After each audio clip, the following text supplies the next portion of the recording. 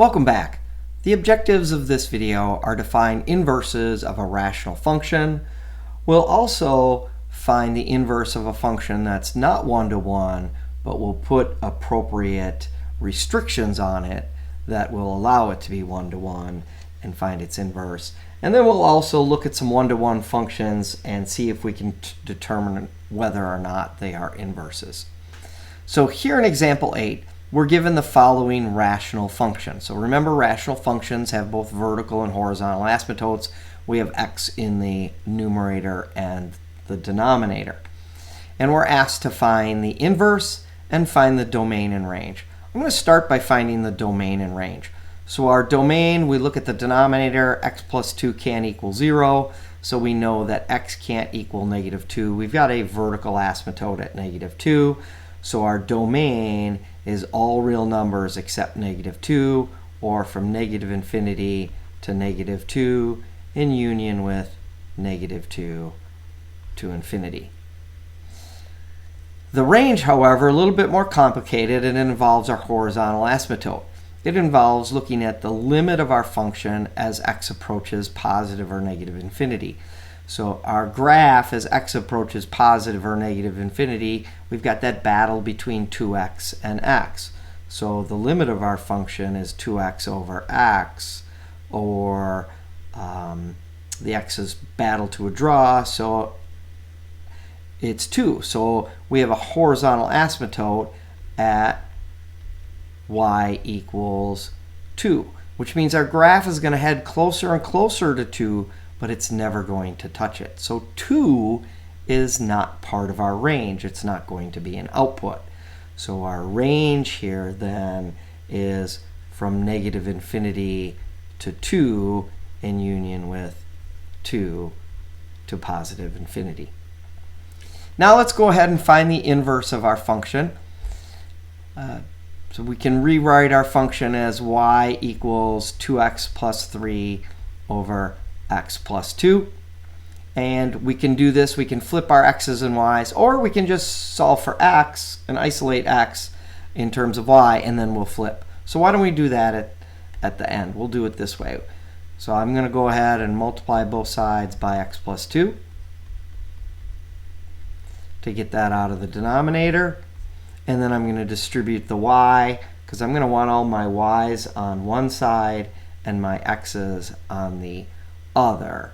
So I get xy plus 2y equals 2x plus 3. So I want to get all my x's on one side.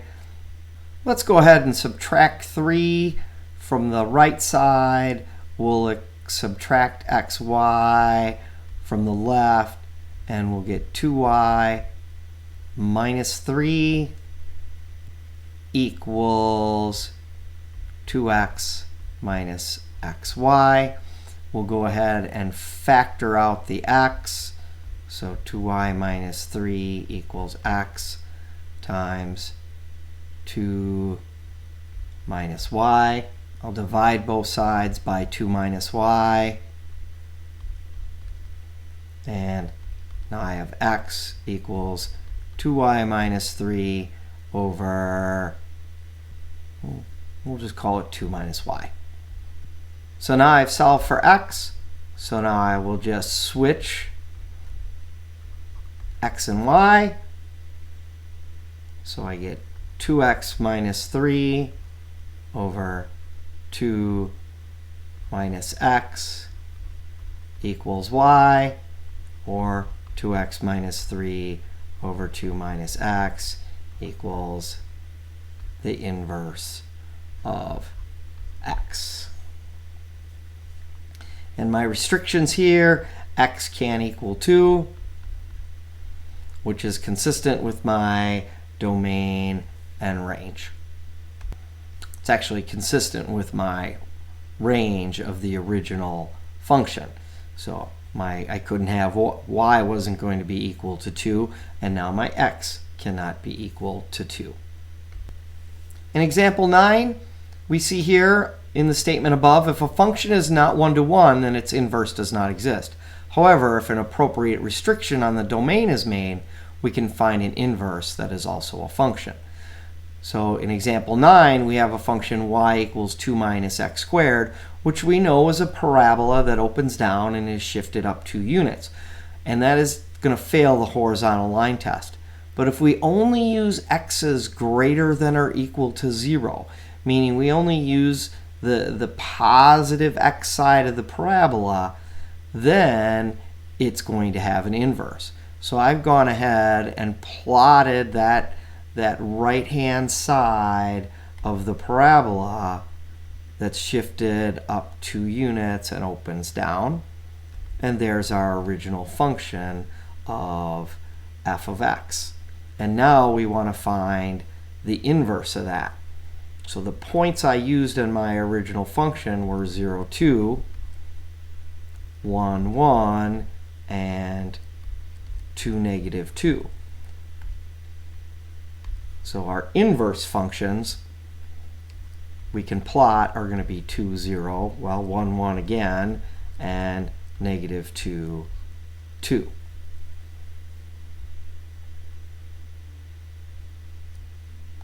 So 2, 0, 1, 1, negative 2, 2, and that is going to look like that. So there's our inverse of x in blue. Now we also want to find this algebraically, so we will go ahead and flip our x's and y's and solve again for y. So a little bit different than the last sample. I'm going to do this the traditional way and say x equals 2 minus y squared, and we'll solve this guy for y. So I'll subtract 2 from both sides, and I get x minus 2 equals negative y squared. So the opposite of x minus 2 equals y squared, and take the square root of both sides, and we get the opposite of the square root of the opposite of x minus 2 equals y. With our appropriate restrictions, we have x is greater than or equals 0, so I don't have to do the plus or minus. It's all going to be plus. And now we see here that this is the opposite of the square root function that's shifted 2 units to the right, and that's exactly what we have here. And our restrictions are x has got to be greater than, or pardon me, x has got to be less than or equal to 2.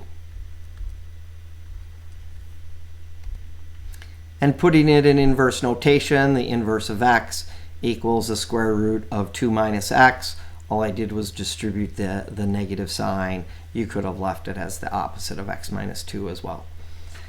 In example 10, it says, suppose f of x and g of x are one-to-one functions. If f of 3 equals 5 and g of 5 equals negative 2, can you determine whether f and g are inverses? Well, if f of 3 equals 5, that would be the ordered pair 3, 5. So the inverse of that would have to be 5, 3. Well, here the inverse, if it is an inverse, is 5, negative 2. So what we've done here is the inverse, if we flip the x's and y's, would have to be 5, 3. And well, if this is an inverse, if g is an inverse, it can't be, because that is 5, negative 2, and the negative 2 and the 3 don't match up. So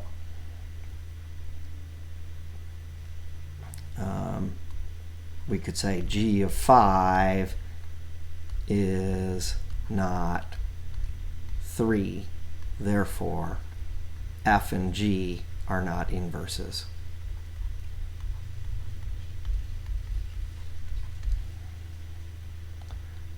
So there's a look at finding the inverse of a rational function, and importantly, doing an inverse function where we restrict the domain, so we could actually get that to be one-to-one. And we'll get some more practice with these kinds of problems when I see you in class.